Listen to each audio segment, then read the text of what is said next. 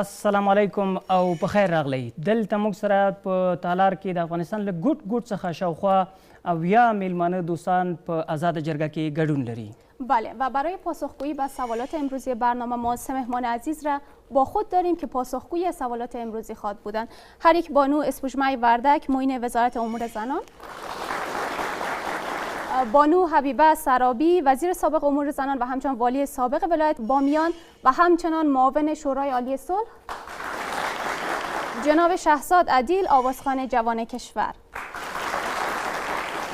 د جرګې د بحث موضوع د ښځو وضعیت ده. په تیرو 15 کلونو کې په افغانستان کې د ښځو د وضعیت د ښه کېدو لپاره سلګونه میلیونه ډالر مصرف شوي دي، خو د هر کال په تیرېدو سره ریپورټونه داسې ښیي چې د ښځو په وړاندې تاوتریخوالی مخ په زیاتېدو ده. داسې ولې او لا هم ښځې له ننګونو سره ولې مخامخ دي، په دې به د نن په خپرونه کې بحث کوو. خپلو میلمنو ته په ښه راغلاست ویلو سره اغلې وردک په دې 15 کلونو کې د ښځو د وضعیت د ښه کېدو لپاره کړی مزل څه ډول ده؟ زه لومړی خپل سلامونه تاسو ټولو ګډون کوونکو ته او تاسو خپرونې لیدونکو ته وړاندې کوم. دا یو ډېر پراخه سوال دی چې تاسو د مانا وکړ. ډېره مننه چې تاسو دغه برنامه جوړه کړې په دې موضوع باندې. د ښځو وضعیت تنها د تاوتریخوالي وضعیت نه دی چې تغییر یې کړی وي که یې نه وي کړی. د ښځو وضعیت په بیلابیلو برخو کې مثلا د اقتصاد په برخه کې، د ښوونې روزنې په برخه کې، د صحت یا د روغتیا په برخه کې، د دوی د پراخه ګډون په برخه کې، دغه ټول هغه برخې دي چې کارونه ورته شوي دي او کارونه باید د نظر نه ونه غورځېږي. په دې 15 کلو کې کم خوا تللي و، ښه شوی که خراب شوی؟ تر ډېره حده ښه شوی دی او خاصتا د مراکزو د ولایتو د مرکزونو په سطحه ښه تغییرات راغلي، مثبت تغییرات راغلي دي. مګر په لرې سیمو کې موږ هم نیوکې لرو چې په دغه اوږده موده کې چې دومره پیسې مصرف شوي دي واقعا هغه مانګي، هغه ظرفیتونه چې باید په کار ترې اخیستل شوی وای او کارونه ورته شوي وای لږ نیوکې موږ هم په خپله وزارت پرې لري چې مننه. معین صاحب په دې به بحث کوو، وروسته به ډېر زیات وخت نور هم تاسو ته درکړل سي. بسیار زیاد تشکر. سرابی صاحب شما هم یک وقت وزیر امور زنان بودین، باز والی فعلا شورای عالی صلح کار میکنین. به نظر شما وضعیت چگونه است؟ به نام خدا، با عرض سلام خدمت شما و اعضای محترم پنل، دوستان و حضار نهایت محترم و گرامی و هموطنان گرامی ما. اول تشکر میکنم، اجازه بدین تشکر کنم از BBC به خاطر از اینکه زمینه از زیر مساعد ساخته با هموطنان ما روبرو بشینیم و با اینا صحبت داشته باشیم. یک فرصت بسیار خوب است که شما مساعد ساختید. تشکر. در رابطه با کارکردها یا مسائلی که در ظرف 15-16 سال گذشته صورت گرفته، ما بسیار خلاصه میخوایم یک چیز برای خدمت شما و هموطنان گرامی باید بگویم که زندگی را مخصوصا زندگی زنان را قانون تغییر میده. قانون در اجتماع ما بسیار زیاد در هر اجتماع مهم است. در اجتماع افغانی که از یک سیر بیبندوباری یا به اصطلاح یک هرج مرج آمدیم به طرف قانون من شدن، قانون حرف اول میزنه. آنچه را که ما دستاورد بسیار مهم خود میتونیم بگوییم قانون اساسی افغانستان است که اولین بار کلمه زن و مرد او تحقق یافته.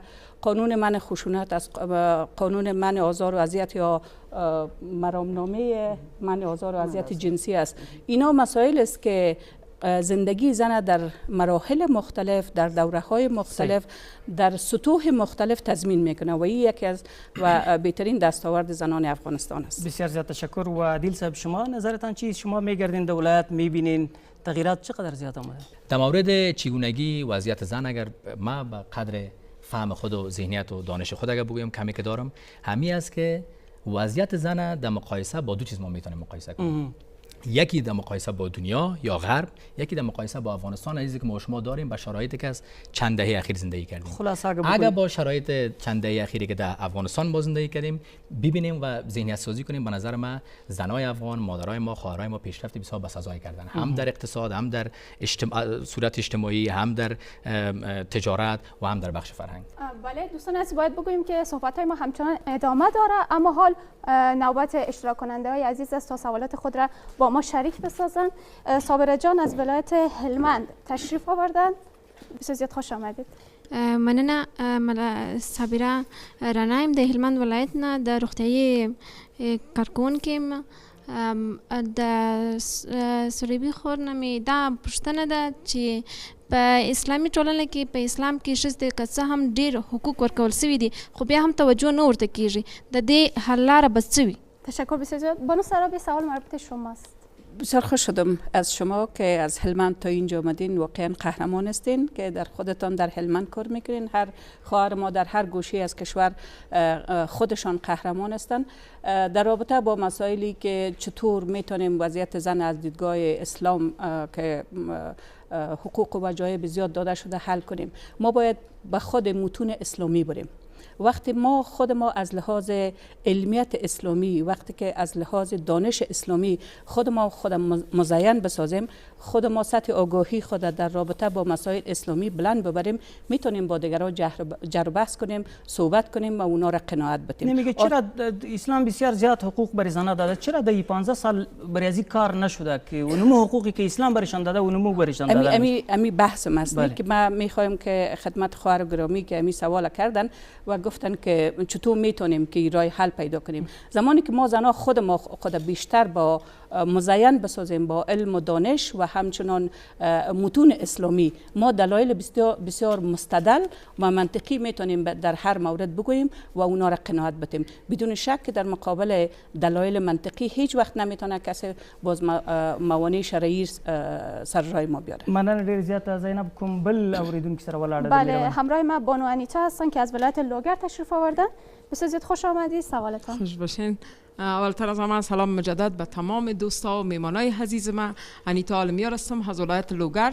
یک سوال داشتم راجع به حق تعلیم زن که چون از دیدگاه اسلام تعلیم حق زن است و شما چه قسم، البته هم سرابی صاحب هم سپوږمۍ جان، شما چه قسم می توانید زمینه بهتر را مساعد بسازید تا دختران ما که از نقاط دور کشور هستند، از ولسوالیا هستند، نه تنها به تحصیلات ابتدایی بلکه به تحصیلات عالی دسترسی پیدا کنند و این ضرورت مبرم می باشه.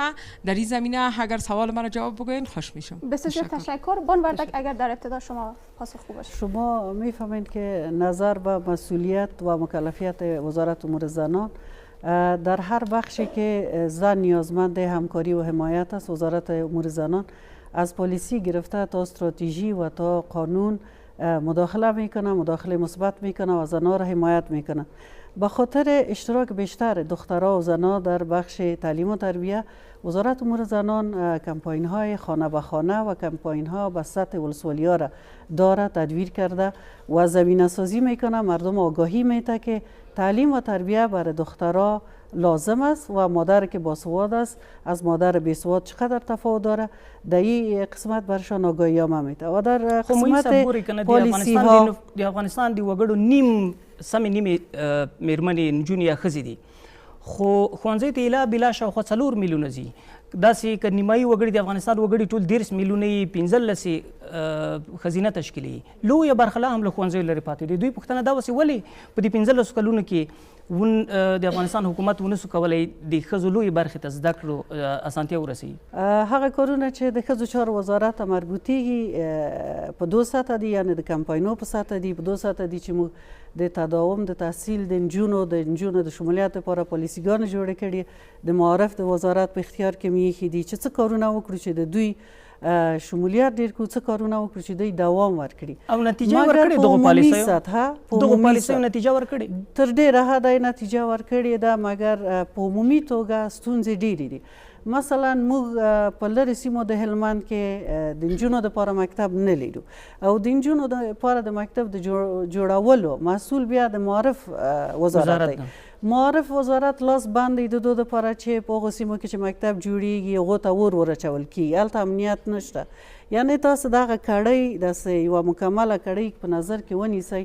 دلته د خلکو همکاري ضرورت ده، د خلکو دپاره آګاهي عامه ضرورت ده چې خلک په خپله ودرېږي، خپله لور مکتب ته تعهد وکړي چې زه خپله لور مکتب ته لیږم او په مکتوبونو باندې پیره کړم د خلکو هغه علاقه هغه مینه د ښوونې روزنې سره کمپاینونو ته ضرورت لري چې موږ دوی ته هغه عامه پوهاوی باید دوی ترلاسه کړي، عامه پوهاوی ورکړو چې هغه دنده د موږ ترسره کړي. صحیح، ډېر زیاته مننه. لویه مسله هم همدا ده چې د افغانستان حکومت د ښځو چارو وزارت په دې 15 کلونو کې له علماو سره ګډ کار کړی ده. یو لویه مهمه پروژه یا برخه هم همدا وه چې علما تبلیغ وکوي، خو داسې ښکارېږي چې ستونزه لا هم شته. په دې به بحث کوو.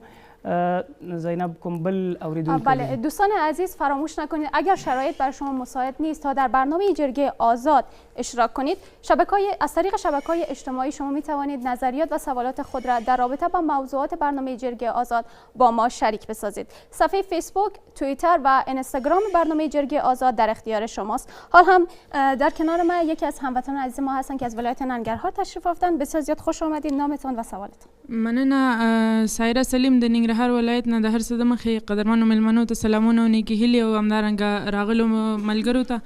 سوال مې د سپوږمۍ وردګ صاحب نه دا دی چې زیاتره هغه کورنۍ دي چې نجونې ښوونځي ته پرېږدي، بیا د 9م او 8م ټولګي پورې زده کړې وکړي، چې کله هغوی لږې سترې شي نو د ښوونځي څخه یې پرېږدي. په دې برخه کې د ښځو چارو وزارت څه کړي دي او کوم کارونه یې کړي دي تر څو دغه ستونزه حل شي؟ بله پوښتنه مې د شهزاد عادل صاحب نه دا ده چې دوی خپله یو ځلانده ستوری دی د هنر په ډګر کې. آیا دوی کوم کارونه خپله البته د هنر په ډګر کې کړي دي دوی ښځو په برخه کې، او که کړي تر څومره ګټور تمام شوي؟ بسیار زیاد تشکر. بانو وردک اگر در ابتدا شما پاسخ باشه. ډېره مننه. تاسو د پوښتنې نه فکر کوم چې د تاسو پوښتنه مخکې مې یوه اندازه ځواب شوه. ښه د مثبت ماحول د محیط د جوړولو دپاره ډېر زیات کارونه ضرور دي. دا داسې یوه خبره نه ده چې په یوه ورځ یا په 2 ورځو کې موږ د خلکو مفکورو ته تغییر ورکړو، او دا داسې یوه خبره هم نه ده چې د ښځو وزارت ولټي د ټولو خلکو مفکورو ته په ظرف د 1 کال 2 کالو کې تغییر ورکړو. موږ سره ځلانده فرهنګي ستوری دلته ناست، راځئ دوی ته به هم وخت ورکړو. عادل صاحب نه خپل هم پوښتنه وکړله چی شده میتانه یاد؟ جان سپاس از خواهر گرامی ما ساحره سلیم، جایی که زادگاه ما است ننگرهار، شما از اونجا هستین. به نظر ما فرهنگ بالخصوص من از موسیقی گپ میزنم که کار و رشته و مسلک خودم است، در بطن و در نفس یک جامعه بسیار رول بسازایی دارد.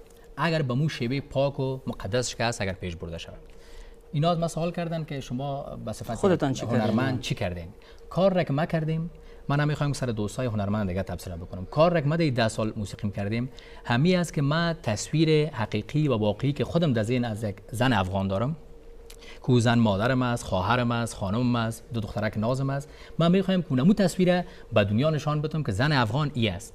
یعنی شما اگه تصاویر مرا دیده باشین، بالخصوص آهنگای میهنی مرا دیده باشین، شاهد از این هستین که ما رول بسیار محکم و بسزا و قوی به زن افغان دادیم که یعنی زن افغان مطمئنن که میتونه که تمام دنیا را تکان بده و مثبت تکان بده که میتونم ان شاء الله و این کارم میکنم. یعنی جدا و دور از اینکه دوستای هنرمند دیگه چی کردن، ما او یک چهره زنه که زن افغانش وقت بودن نمیتونه به تصویر نکشاندیم، بلکه همون پیام مثبت را که یک زن افغان داره، مثل خانم وردک بزرگ و خانم سرابی و بزرگای دیگه که هستن و کسایی که ما رو میبینن، ما خواستیم که همون پیام به مردم دنیا بدیم که زن افغان اینی است. ډیره زیاته مننه. تاسو درې وړو تر اوسه مو کوم بحث کړی هغه دا چې په افغانستان کې د ښځو د وضعیت د ښه والي لپاره کار شوی ده او دا کارونه نور هم روان دي. 3 ستونزې په نښه سوي. یو لویه ستونزه چې ده د ناامني ده په افغانستان کې، دوهمه لویه ستونزه چې ده د حکومت خپله وړتیا ده یا د منابعو کموالی ده چې په لویو ښارونو ته رسیدګي شوې ده، خو په کلو کې لا هم ستونزې په خپل حال باندې پرتې دي. او څلورمه مسله چې ده ځینو برخو کې د فرهنګي مشکلات لا هم د ښځو د ودې او د ښځو د پرمختګ په وړاندې خنډ ده. دویمه برخه شروع کوو، خو مخکې له هغه نه یو لنډې وقفې ته ځو.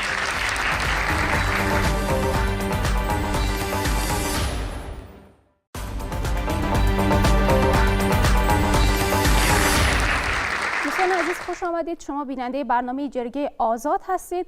محور بحث امروزی ما در رابطه با وضعیت زنان در افغانستان هست. اینکه این قشر جامعه در افغانستان با چه مشکلات و چالش‌هایی مواجه هستند.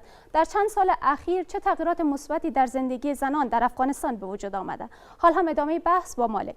ډیره زیاته مننه. بحث دویمه برخه دا ده چې د افغانستان د ښځو اوسنی وضعیت څه ډول ده. د افغانستان په حکومت کې 3 وزیران اوس میرمنې دي، 15 سفیرانې دي میرمنې، او 300 شاوخوا څارنوالانې دا اوس کار کوي په افغانستان کې، څه باندې 2500 قاضیانې دي په ټیټو پوړیو کې، او شاوخوا 4 میلیونه نجونې د افغانستان په ښوونځیو کې دا اوس درس وایي، لسګونه زره نورې پوهنتونونو ته ځي، 25% د افغانستان د ولسي جرګې دا میرمنې دي، شاوخوا 4000 پولیسان لرو ښځینه، او شاوخوا 2000 د افغانستان په ملي اردو کې دي. دغه مجموعي وضعیت د افغانستان حکومت کومه پالیسي چې جوړه کړې دغه دا ده چې تر 2025 کاله پورې به د حکومت د ښځینه کارکوونکو شمېر چې د 25 تر 30 په 100 ته رسوي، دا به یوازې ښځې وي. په همدې مسئلې باندې بحث کوو. اوس زینب ته ورځم چې کوم بله پوښتنه یې بله، در کنار ما یک هموطن عزیز ما هستن که از ولایت لغمان تشریف آوردن. بسیار زیاد خوش آمدید. بسم الله الرحمن الرحیم. غلام فاروق یم د لغمان له ولایت نه. تقریبا 15 کاله شاوخوا کېږي چې د ښځو چارو وزارت عمر نه تېرېږي. صحیح ده چې عاصم صاحب وویل چې په ډېرو برخو کې د ښځو ګډون شوی دی، مثلا په ملي اردو کې دومره، په پولیسو کې یا په روغتیایي برخه کې یا همداسې په تجارت او نور برخو کې، خو هغومره کار او هغومره تمه چې د هیوادوالو کېږي دومره کار پکې نه دی شوی، چې دلیل یې څه دی؟ په دې اړه که تاسو معلومات راکړئ. تشکر بسیار زیاد. بان وردک. ډیره مننه ورور چې تاسو دا پوښتنه وکړه. دلیل دا دی چې د ښځو چارو وزارت داسې مشخص مستقل کارونه نشي کولی. مثلا مخکې د ښوونې روزنې په برخه کې پوښتنه وشوه، مثلا د روغتیایي په برخه کې پوښتنه وشي، یا د ځینې مسایل چې څارنوالۍ ته مربوط وي، وزارت عدلیې ته مربوط وي، موږ خلاص لاس یا مستقل کار نشو کړی. د موږ کارونه ټول تړلي دي د نور وزارتخانو سره.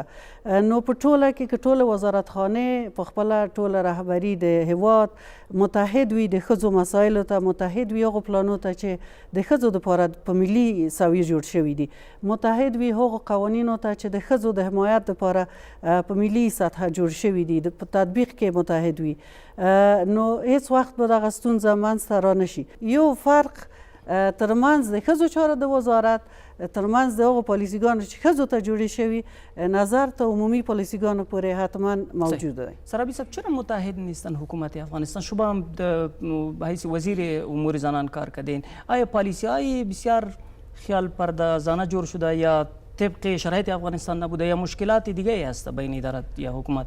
البته پالیسی ها با در نظر داشت شرایط جامعه افغانستان تهیه شده، جور شده. مشکل در اینجاست که افغانستان تا یک وقت یک کشور پس از منازعه بود، یعنی جنگ چندین سالی که در گذشته طی کرده بود و میرفت به طرف از اینکه یک کشور پس از منازعه بتونه به طرف رشد و پیشرفت و انکشاف و ترقی بره. اما متاسفانه افغانستان هنوز هم یک کشور در داخل منازعه است، هنوز هم منازعه در افغانستان ختم نشده.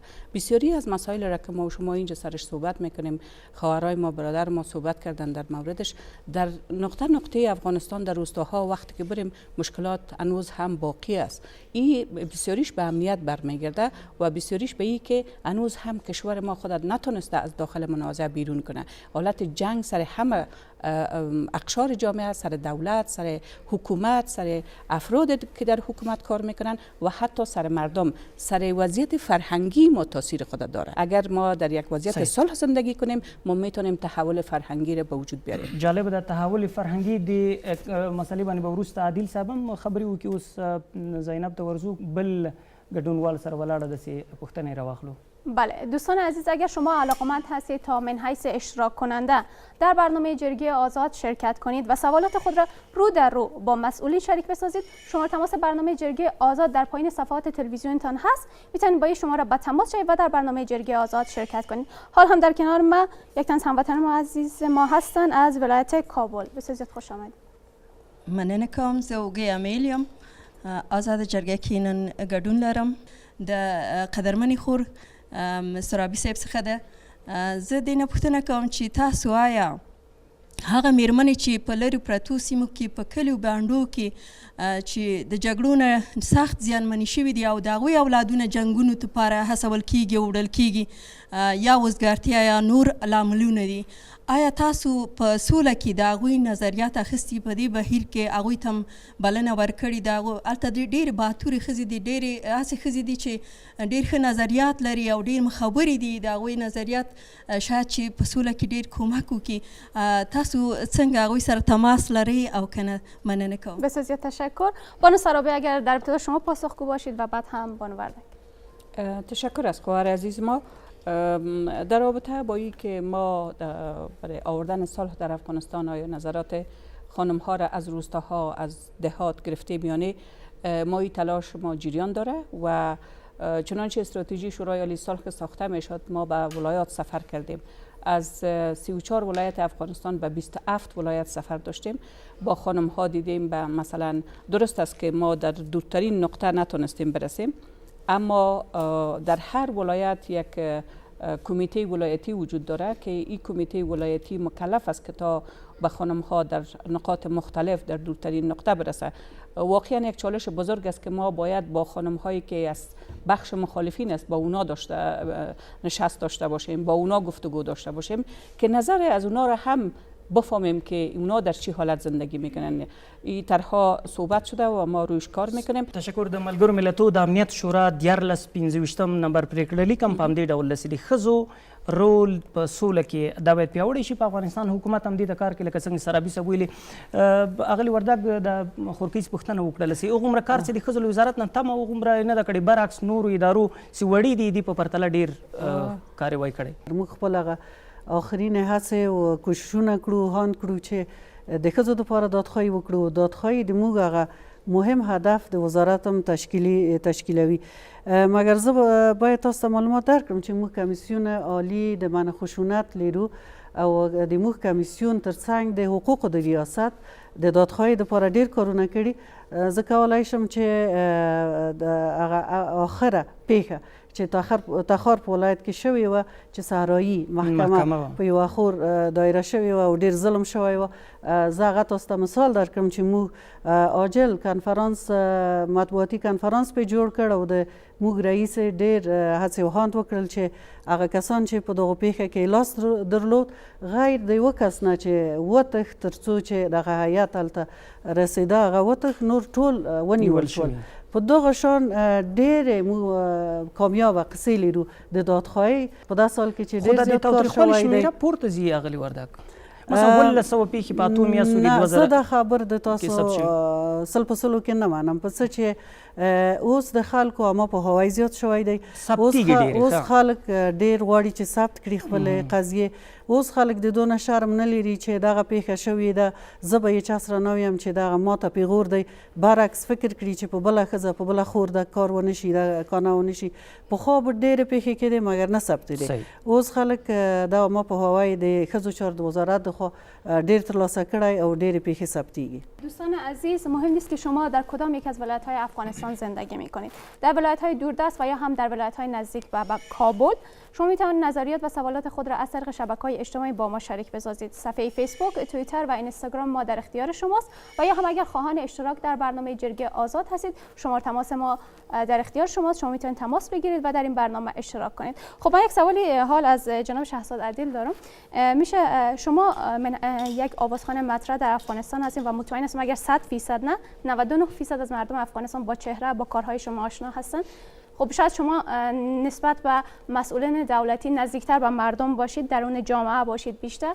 خب میشه در این رابطه بگویید که در یکی دو سال اخیر وضعیت زنان را شما چگونه میبینید؟ به باور شما تغییراتی که در یکی دو سال اخیر در وضعیت زنان به وجود آمده مثبت بوده و یا هم منفی؟ اگر در کل فکر کنیم چیزی که جناب عاصم صاحب گفتن که ما ماشاءالله 3 وزیر داریم و چندین سارمال صاحب داریم و قاضی داریم و کیو پلیس و اینا داریم، به نظر من که وضعیت رو به بود چی که بهترین است، ولی ما نمیتونیم که همیشه اقلیت با اکثریت برابر کنیم. و اقلیت بسیار معذرت میخوایم از خواهر عزیزم، اقلیت بعض اوقات تجارتی هم بوده میتونه، بعض اوقات به خاطر به دست آوردن پول یعنی به جهان غرب هم بوده میتونه هدف ما از افغانستان ما نیست. دوستان عزیز، صحبت ها بسیار زیاد است و ما میخوایم سوالات بیشتر را داشته باشیم، اما میخوایم که سهم بیشتری را به اشتراک کننده عزیز ما بدیم، چون که از ولایت های بسیار دوردست افغانستان در برنامه حضور پیدا کردن و سوالات بسیار زیادی هم دارند.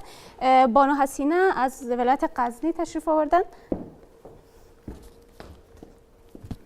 بسیار زیاد خوش آمدید. سلام علیکم، خوش باشین.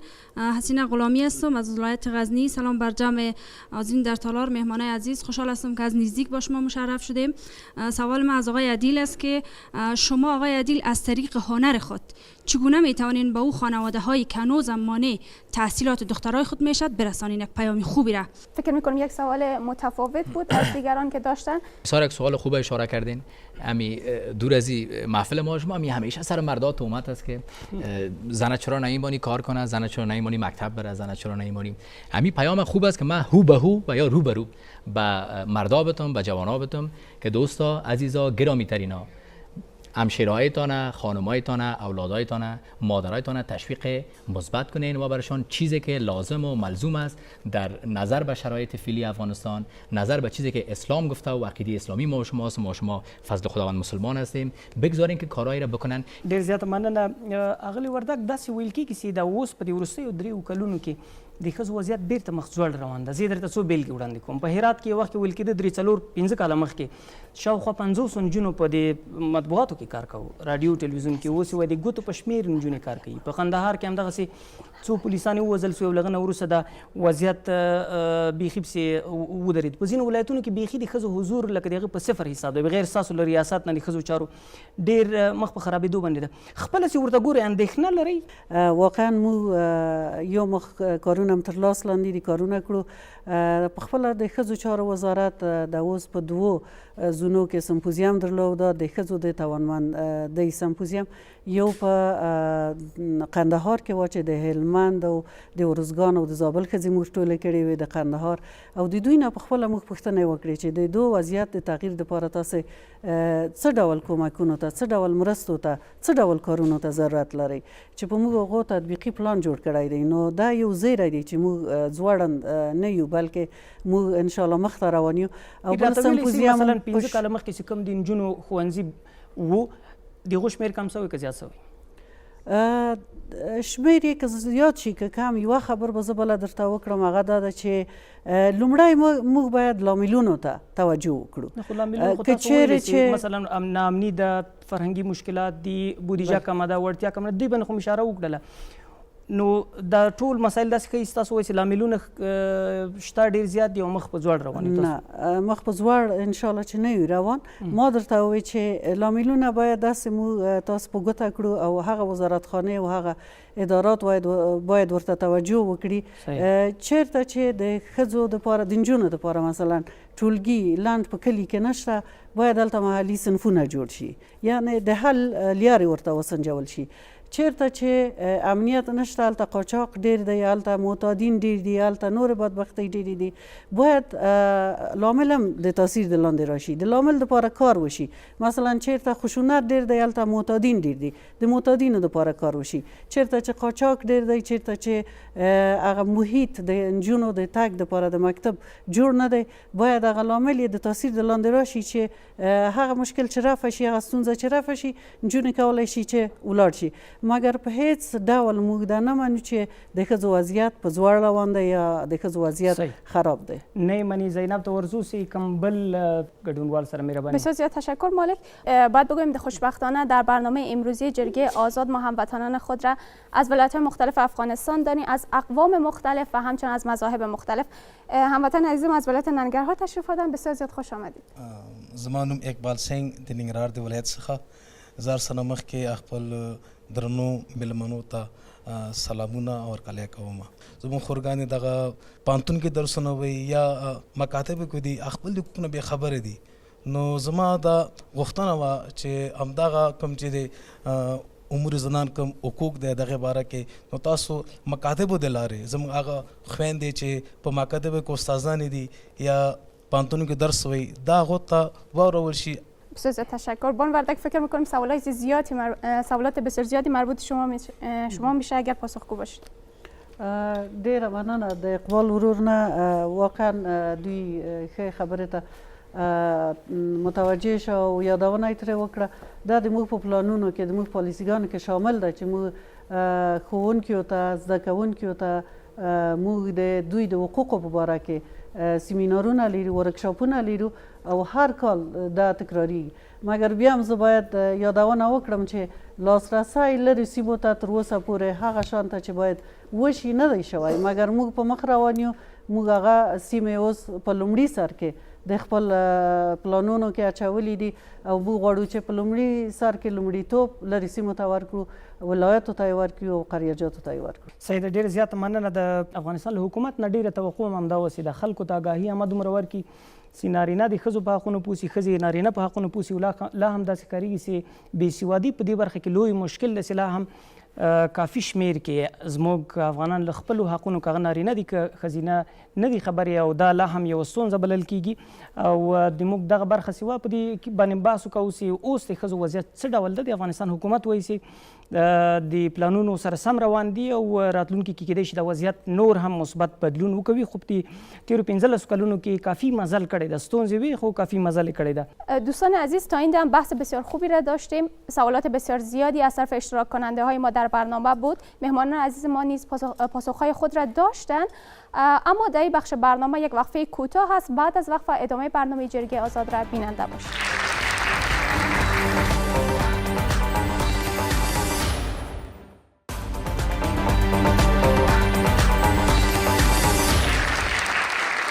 دوستان عزیز، باز هم خوش آمدید. شما بیننده برنامه جرگه آزاد هستید. بحث امروزی ما در رابطه با وضعیت زنان در افغانستان هست. اینجا اشتراک کننده را داریم که از ولایت‌های مختلف افغانستان در برنامه حضور پیدا کردند و همچنان 3 مهمان که پاسخگوی سوالات امروزی خواد بودند. حال شما و ادامه بحث. ډیره زیاته مننه. په دې برخه کې په دې باندې بحث کوو چې افغانستان د حکومت پلانونه څه شي دي، څنګه کولی شو له دې اوسني وضعیت څخه هم د ښځو ژوند ښه سي او د دوی هغه کم حقونه چې لري په ټولنه کې او اسلام ورته ورکړي دي هغه کافي ترلاسه کړي. نو د افغانستان حکومت په دې برخه کې خپل پلانونه مطرح کړي دي. معین صاحب به موږ سره شریک کړي او موږ به بحث وکړو. دلته سرابي صاحب ته وړاندې یوه پوښتنه متوجه وغواړي په هغه باندې څه ووایي، بیا به تاسو ته هم چانس درکو که تاسو که چه سوال درلود. مهربانی سرابی صاحب. تشکر آقای آسم. بله، یک خواهر گرامی ما از سینه جان غلامی از غزنی سوال داشتن که ما در زمان تصدی خود به وزارت امور زنان در غزنی چی کار مهم را انجام دادیم. ما بسیار مشخص واقعیتش به یاد ندارم که به ولایت غزنی چی کار مشخص را انجام دادیم. مسئولین برای تمام افغانستان پاسخگو هستند. اگر ما بسیار منطقوی و قومی فکر کنیم، این اصلا اصولا در سیاست های ما نباید باشه که ما منطقوی و قومی فکر کنیم. دلته به اوس د نورو ګډونوالو ته وخت ورکړو که څوک سوال لري کولی شي لاسونه پورته کړي. زینب کولی شي په څلورم قطار کې زموږ یوه خور ناصر هغه سره دغه پوښتنه راواخلو. بسیار زیاد خوش آمد. میشه بگویید که از کدام ولایت افغانستان در برنامه جرگه آزاد حضور پیدا کرد؟ تشکر. زما نوم آریان هیله ده. د پکتیا ولایت څخه مې په آزاد جرګه کې ګډون کړی ده. اول خو د ټولو حاضرینو په اجازه زما پوښتنه اغلې سپوږمۍ وردګ ته البته متوجه ده چې زه یو داسې پوښتنه لرم چې آیا دا چې د ښځو چارو ریاستونه د ښځو چارو وزارت استازیتوب کوي په ولایاتو کې، آیا تاسو تر کومه اندازې پورې ډاډ لرئ چې تاسو کوم رئیس صاحبان چې په ولایاتو کې کار کوي آیا دوی د خاص قابلیت لرونکي دي، آیا دوی با نفوذه خلک دي، آیا دوی کولی شي چې لرو پرتو سیمو ته کار وکړي؟ بسیار زیاد تشکر. خب میخوایم یک سوال دیگر هم داشته باشیم و بعد از اون با طرف بسیار زیاد تشکر. اگر سید نصیب الله هستم از ولایت لوگر. سوال ما از جناب سرابی صاحب است. ما و شما چطور بتوانیم که محیط خانواده را آرام بسازیم که در او زن، مرد، طفل و همه کس شامل است؟ بسیار زیاد تشکر. از شما تشکر. مهمانان عزیز اگر پاسخ مهربانی وردګ صاحب اول تاسو. ډیره مننه خور هیله جان د پکتیا د ولایت نه. تاسو کومه نیوکه چې لرئ واضح خبر ده چې دا نیوکه شته، مګر تنها د ښځو د چارو په ریاستونو نه، په ډېرو ریاستونو باندې شته چې هغه شخصي پیژندنې، هغه ځینې نورې خبرې چې دي د هغو په اساس ځینې رئیسان ګمارل شوي دي او هغه کار چې خلک ترې غواړي چې باید دوی ورته وکړي، حمایت د ښځو نه وکړي، هغه نشي کولی. مګر تر څو چې موږ یو قانع کننده یا قانع کوونکی دلیل ورته پیدا نشو کړی نو څوک د خپل پوزیشن یا د خپل پوست نه نشي لرې کولی. کله چې یو قانع کوونکی دلیل ورته پیدا کړو بیا موږ تغییرات راوستی شو. دا خپله د قانع کوونکی دلیل نه دی ستاسو وایي چې لا هم په ډېرو منطقو کې چې دي د واسطو یا دې رقم ته شانو هغه پخوا دا کارونه شوي دي، هغه پخوا شوي دي. اوس هغه معیارونه چې د یوې رئیس دپاره تعیین شوي دي هغه ډېر واضح دي، هغه پروسه ډېره واضح او رڼا ده او د هغو پروسې د طریقه موږ رئیسان مقرروی. ډېره مننه وردک صاحب. مهربانی سرابی صاحب گفت چگونه محیط خانواده را میتونیم بهتر بسازیم؟ برادر محترم، چند چیز است که میتونه محیط خانواده را آرام بسازه، راحت بسازه و به یک محیط آرام تبدیل کنه. یکی علمای دین است که متاسفانه بعض اوقات قسمی میشه که علمای دین بر ضد زنا گپ میزنه که این کار درست نیست و باید آنچه را که اسلام عزیز گفته واقعا بتونن در وقت منبر رفتن این تبلیغ کنن. بخش دیگه که بسیار مهم است رسانه هاست. رسانه ها نقش بسیار مهم را در آزادی در بیداری اذهان جامعه داره. شما هر خانوادی را حتما، من که خودم در ولایت بامیان والی بودم، در دورترین نقطه هم که به طور مثال نمیتونستن تلویزیون ملی اینا رو ببینن مگر دیشانتن داشتن، امو خانواده هایی که دسترسی داشت باز از دیگه محیط جمع میشدن باز میرفتن این برنامه رو میدیدن. این بسیار نقش اساسی و مهم داره. دیقان ما سر پلوان هم که کار میکنه رادیوی بی بی سی رو مشنوه و به طور مثال امو یک برنامه بی بی سی نوی کور نوی جوان واقعا یک برنامه آموزنده و یک برنامه است که تحول در جامعه به وجود میاره در اذهان مردم. مکاتب خودش میتونه نقش بسیار مهم را داشته باشه که یک سرمعلم، یک معلم صاحب در سر فایل استاد میشه برای شاگردای خود یک 5 دقیقه 10 دقیقه یک نصیحت اخلاقی میکنه. این بسیار میتونه نقش داشته باشه. پوهنتون ها میتونه بسیار زیاد نقش داشته باشه. مجموعی از اینا سبب میشه که ما یک محیط خانواده راحت و آرام داشته باشیم. تشکر. عادل صاحب نه کدل پښتنو کوم ست تجربه څه د پدې څو کلونو کې تاسو فرهنګي بوختیاوي لري تر اوسه پورې په کوم شي باندې پراتلونکي کې باید حکومت افغانستان حکومت کورنۍ او ټولنه تاکید وکوي تر څو د ښځو ژوند نور هم ښه شي؟ تشکر آقای عاصم.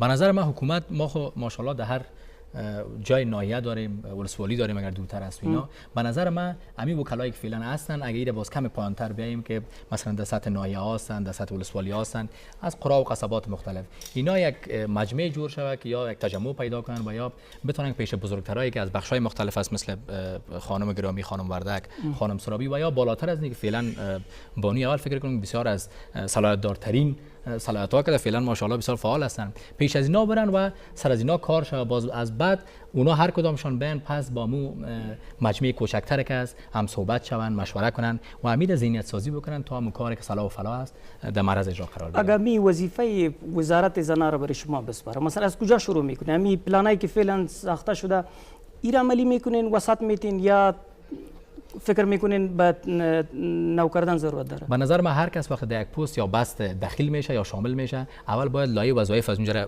بخونه که لایه وظایف چیز و کار ما چی است. کاری که در اینجا به ما است چی است، معینایم باید چی کنه، رؤسای مختلف که است چی کنن، از او پایان آمرین و مدیرا حتی تا مامور و تا همو کسی که خانه سامان است به اصطلاح اونا چی بکنن. بعد از خواندن و بررسی کردن این موضوع باید خودشان ببینن که چی چیزا کارا است، از دنیا را بخوانن که در دنیا چی چیزای نو است که با دین اسلام همخوانی داره و گذشته از او از 4 اطراف و کشورهای مختلف بخوانن که ببینن در اونجا چی است، چیزایی که خوب و مفید است و برگزیده است همیشه در چندین سال او را بگیرن و چیزایی که مفید نیست او را استفاده نکنن و چیزایی که در ذهنیت خودشان از وقتی یک بزرگ به سطح وزیر میشه به یقین یک چیزی خود در ذهن داره چرا ما وزیر نشدم.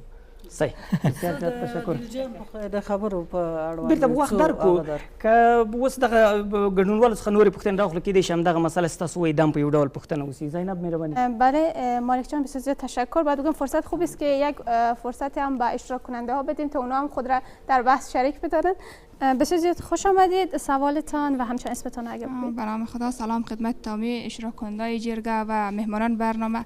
سوال اول ما متوجه دکتر صاحب سرابی میشه تا جای ما جواب خودم گرفتم که شورای عالی صلح ها کدام مکانیزمی را برای خانم‌ها در نظر گرفته است که خانم‌ها چقدر در پروسه صلح نقش دارند. و سوال دوم ما متوجه خانم وردک است. پالیسی ها در تمام عرصه ها ساخته شده اما تطبیق نمیشه و حضور خانم‌ها در ادارات دولتی خصوصا در سطوح رهبری بسیار کم رنگ است و چی پالیسی هایی را روی دست دارن که حفظ زنان استخدام شده در ادارات دولتی باشن تا هم فیصدی که دارن بالا بره. بسیار تشکر. در این بخش برنامه یک وقفه کوتاه هست، بعد از وقفه ادامه برنامه جرگه آزاد را بیننده باشید.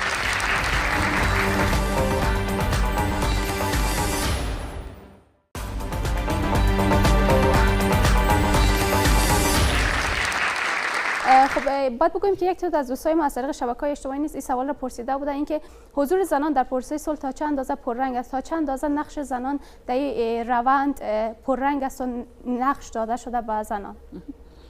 تشکر از خواهر گرامی لطیفه جان سحر و همچنان از هموطنان ما که سوال کردن از طریق شبکات اجتماعی. ما در شورای عالی صلح البته در سطح ساختاری 12 نفر زن هستیم که یک معاون و در سطح کمیته اجرایی 4 نفر زن و مجموعاً در سطح مجمع عمومی که 65 نفر است مجموعاً 12 نفر زن هستیم. اما در سطح کمیته های ولایتی در ابتدا در نظر گرفته شده بود که در هر ولایت 1 نفر زن باشه. ما کمیته زنا کوشش کردیم که یک سیستم دادخواهی را به وجود بیاریم و تانستیم که این رقم به 2 نفر و فعلا بر 3 نفر بالا رفته. یعنی در هر کمیته ولایتی 3 نفر زن وجود داره و تنها به کمیت ما نباید تمرکز کنیم و توجه کنیم، باید روی کیفیت هم کار شود و برنامه های گرفته شود که کسایی که در ولایات هستند اینا بتونن توانایی دادخواهی را داشته باشند. که میگه در سطح پالیسی ساختن حضور زنان کم است یا در سطح تصمیم گیری در شورای عالی صلح چگونه است؟ در سطح تصمیم گیری از 5 نفر معاون 1 معاون زن است. در اجرایه که 24 نفر هستیم 4 نفر زن است. و صدای شما را میشنوند، نظر شما را میخواستم بگویم به این برسم که واقعا از با وجودی که از لحاظ کمیت ما تعداد ما کم است مگر صدای ما بسیار رساس. اگر شنیده نشد باز هم میگیم تا بالاخره شنیده شد. تشکر اغلی وردک مهربانی وکړئ تاسو کوم سوال متوجه. مننه د لطیفه جان نه د پالیسی ولا نه تطبیقي.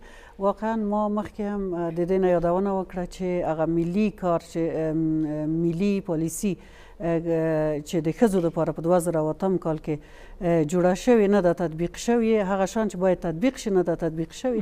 یو علت یې دا دی چې په هغه وخت کې دې ته بودیجه نه وه تخصیص ورکړل شوې، یعنی هر شاخص ته هر مقصد ته چې موږ رسیږو یو مقدار بودیجه ورته ضرورت لرو. دا یوه ستره اشتباه یوه ستره غلطي چې شوې وه، بودیجه ورته نه وه وړاندیز شوې چې اوس موږ په دې باندې کار کړو. د ښځو چارو د وزارت پلان دی چې دا پلان هم تمدید کړو، هم هغه مناسب تغییرات چې ورته لازم دي د بودیجې په حصه کې چې بودیجه باید ورته جوړه کړو او ادارات په دو مکلف کړو چې هغه بودیجه په خپله بودیجه کې شامله کړي، کلنۍ بودیجه کې تطبیق یې کړي. بله موضوع چې پلان دی افغانستان د حکومت همدغه اوسي 15 کاله بعد به د ښځو ګډون په حکومتي سطح کې څو ته رسوي؟ 25% کې که 10 دېرش سلنه. او دا اوس کوم کارونه کوي همغې خواته روان یاست؟ انشاءالله چې روان یو، خو تر ډېره حده ډاکټر صاحب مخکې وویل چې په موږ تاسو په خپله ښځو پورې ارتباط لري که موږ په خپلو ظرفیتو باندې ډېر کار وکړو او ښځې په هغو امتحانو کې چې نرینه کې ګډون لري تر ډېره حده ښځې شاملېږي، شارټلیست کېږي، هغه دادخواهي چې موږ کړي دوی په لستونو کې رسي مګر بیا په نتیجه کې نه نیول کېږي، نه ګمارل کېږي. دا په دغه خاطر چې دوی کمه نمره وړي. نو موږ داسې زمینه سازي هم کړې ده چې مثلا د پروموټ د پروژې سره چې موږ د ښځو د ماسترۍ د تحصیل په اړوند او د دوی د تحصیل د تداوم په اړوند د لسانس په سطحه د ماسترۍ په سطحه باید همکاري وکړي تر څو د ښځو ظرفیتونه دومره لوړ شي چې د نارینه‌و سره په امتحان کې هغه جګه نمره دوی واخلي. مننه. دا د پروموټ د پروګرام مسله داسې ده 200 میلیون ډالر مصرفیږي، 70,000 ځوان نجونې او مېرمنې دا روزل کېږي چې راتلونکو 15 کلو کې د افغانستان د حکومت اډانې ته ور نشي. عادل صاحب دغه کومې خبرې هم چې واورېدې ښځو د ژوند په تړاو باندې کوم پلانونه چې د افغانستان حکومت لري، فکر کوي افغانستان د ښځو وضعیت راتلونکو 15 کلو کې بدلیدونکی ده؟ فقط یک موضوع را میخوایم بگویم. از بودجه و از اینا صحبت کردن جناب وردک صاحب و اکثرا ما امی میشنام میره. ما اول امی کسب و کار و مسلک خودم میگم. یک دوست هنرمند میگه به خاطر ساختن یک ویدیو کلیپ خوب که من مثل شهزاد عدیل یا مثل فلانی یا مثل فلانی مشهور شم، ما به $10,000 نیاز دارم. ما مخالفی گپ هستم. در بخش هنر خودم میگم. به خاطر که اول یک موضوع داریم که برسیدن به یک هدف نیت مهمتر از توان است. نیت مهمتر از توان است. درست کاری که یک خانه میتونه در خانه خود سر اولاد خود، سر دختر خود، سر بچه خود، سر شوهر خود، سر فامیل کلانتر خود که فامیل خسروش است یا فامیل هر کس است، او را تطبیق کنه، به نظر من اون نیاز به پول نداره. اون درست است در چوکات دولت، در چوکات کاروبار و قانون اینا مصرف درست است، ولی به نظر من بیاین که ما از خود از بین خانه خود شروع کنیم، از فامیل شروع کنیم. خانم شروع کنه که باید تربیت اولادایم خوب باشه، برای ما باید بفهمونه که درس خواندن به زن به دختر کار خوب است، که من تشویق شم که باید اولادایم وصلت ابیل که اولادایم دخترای نازم هستن به مکتب اینا رو بانم، اینم تو کارهای دیگه هم تو وسعت داده شه. به نظر من این کار است تا ما از خود یک نام بانیم، نه به خاطر از اینکه ما چند روز در جای بودیم. به نظر من نامی که خانم وردک داره این جاودانه تر از این است که امروز معین وزارت امور زنان هستند. که ما می‌خوایم یک سوال از بانو سرابی داشته باشم.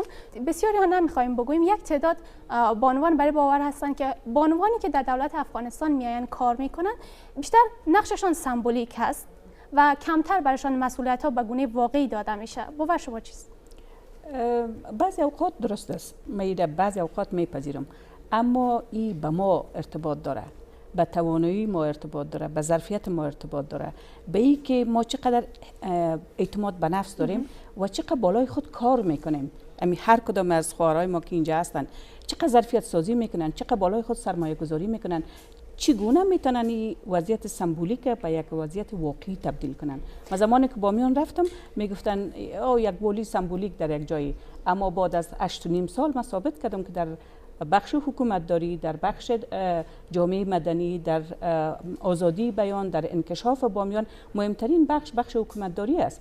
ما یک حکومت داری خوبی را که نمونه بود در سطح افغانستان او را به ارث ماندم از خود. یعنی خود زنان باید این ثابت بسازن. بله ما باید ثابت بسازیم، ما زنان باید ثابت بسازیم. اختیار برشان است، فرصت است، موقف بریدانشان داده شده. فرصت بسیار خوب است، فرصت بسیار طلایی است. این به ما ارتباط داره که ما از این فرصت آیا به نفع خود استفاده میکنیم یا این که به یک یا این فرصت تضعیف میکنیم. ډیر زیات تشکر. داسې ښکارېږي چې هم حکومت باید خپل کار وکړي، هم د کوم نړیواله ټولنه چې له افغانستان سره په دې 15 کلونو کې کومې هڅې کوي د دې د دوام هیله هم کیږي، او له کورنیو څخه ډیر دلته په دې بحث کې ټینګار په دې باندې وسو چې کورنۍ دې هم په دې برخه کې له خپل کوره شروع کړي تر څو د وضعیت بدلون وکړي. بله دوستان عزیز، هر چقدر ما صحبت کنیم در رابطه با وضعیت زنان در افغانستان فکر می‌کنم فرصت بسیار کم مانده. به اخیر برنامه رسیدیم و باید از حضورتان خداحافظی کنیم، اما قبل از خداحافظی می‌خوایم یک تشکر ویژه داشته باشم از سه مهمان عزیزی که در برنامه حضور پیدا کردن، به سوالات اشتراک کننده‌های عزیز ما پاسخ دادن. هر یک بانو اسپوژمای وردک معین وزارت امور زنان، بانو حبیبه سرابی وزیر سابق امور زنان، والی سابق ولایت بامیان و همچنان معاون شورای عالی صلح، جناب شهزاد عدیل آوازخوان جوان کشور. سپاس از شما. او له تاسې ټولو درنو ګډونوالو څخه مننه چې د افغانستان له ګوټ ګوټه مو زحمت وایسته او دلته مو د نن په جرګه کې له موږ سره په دغه مهمه مسله باندې بحث وکړو. ستاسو له ګډون څخه هم مننه کوم. بله، همچنان فراموش نکنیم که یک تشکر ویژه داشته باشم از تیم جرگه آزاد و تمام کسانی که در تهیه و ساخت برنامه امروزی با ما همکار بودند. تا برنامه بعدی و موضوع دیگری که در برنامه جرگه آزاد به بحث گرفته میشه، خدا نگهدار.